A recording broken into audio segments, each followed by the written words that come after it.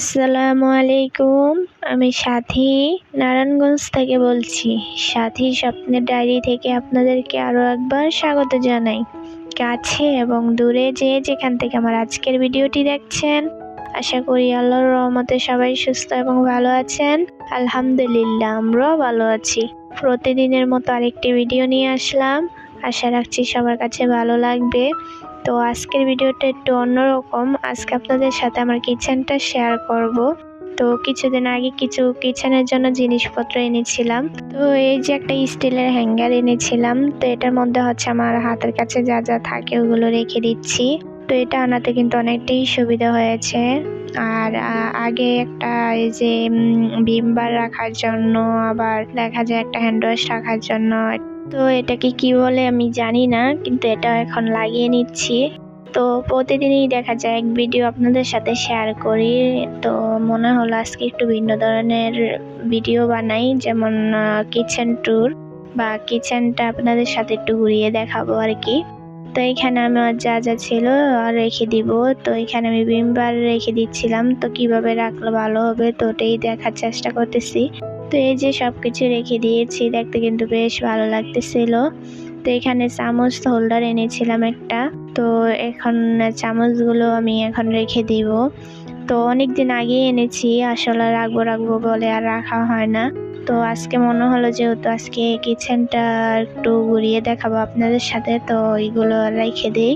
তো এই যে এখন হচ্ছে চামচগুলো হোল্ডারের মধ্যে রেখে দিচ্ছি। তো আমার কিচেনে যা যা জিনিসপত্র আছে তো খুবই সিম্পল এবং খুব সাধারণ, কারণ কোনো দামি কিছু নেই। আর আমার কিচেনটা যেহেতু ছোট, তো এখন বর্তমানে যা আছে আরও কিছু আনলে আসলে রাখার মতো জায়গা নেই। তো বর্তমানে যা আছে তা দিয়ে আপনাদের সাথে এখন শেয়ার করতেছি।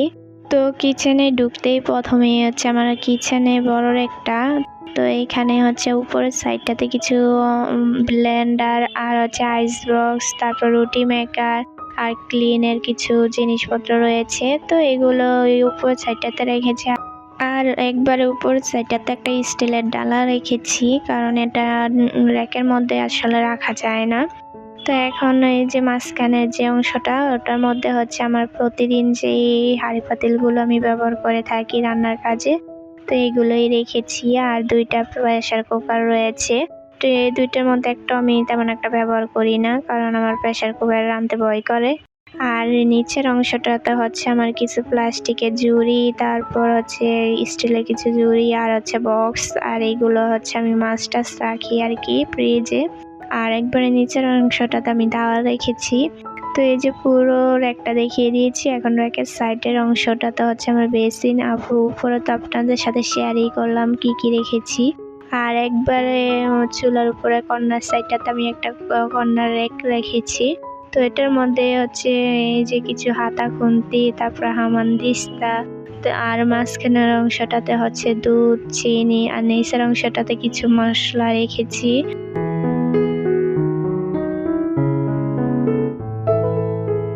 তো এই যে আমার চুলার পাশে হচ্ছে আমি অয়েল জারগুলো রেখেছি, এর পাশে হচ্ছে প্লেট একটা রেখেছি, আর এখন যে চামচ হোল্ডারটা নিচ্ছি ওটা রেখেছি।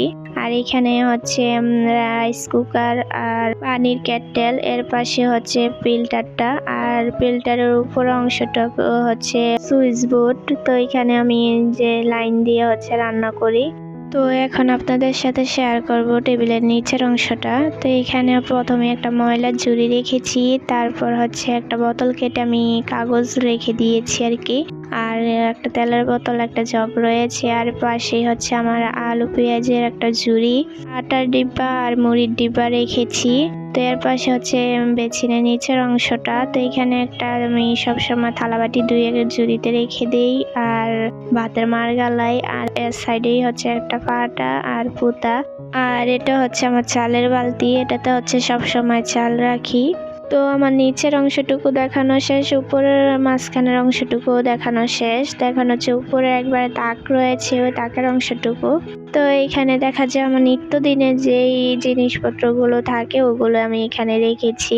তো এখানে কিছু মশলা, তারপর এই কর্নারটা হচ্ছে একটা র্যাক রেখেছি, এটার মধ্যে হচ্ছে সব মশলা রেখেছি। আর এখানে বড় একটা উপরে তাক রয়েছে, তো এই তাকে বস্তার মধ্যে হচ্ছে আমার বড় বড় পাতিলা রয়েছে যেগুলো রাখার মতো কোনো জায়গা নেই, তো এখানেই রেখেছি বস্তার মধ্যে। আর কিছু অপ্রয়োজনীয় জিনিস রেখেছি। তো আমার এই সিম্পল কিচেনটা কেমন, তো আমার আপুরা জানাতে ভুলবেন না। তো আজকে এখানেই বিদায় নিচ্ছি, আল্লাহ হাফেজ।